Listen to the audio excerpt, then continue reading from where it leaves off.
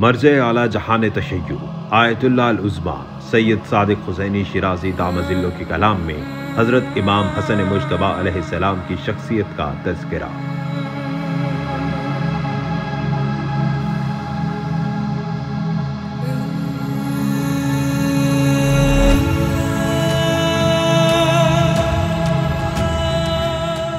अमीरुल मोमिनीन हज़रत अली इब्न अबी तालिब अलैहिस्सलाम ने अपने दोनों बेटों के लिए एक मतलब बयान फरमाया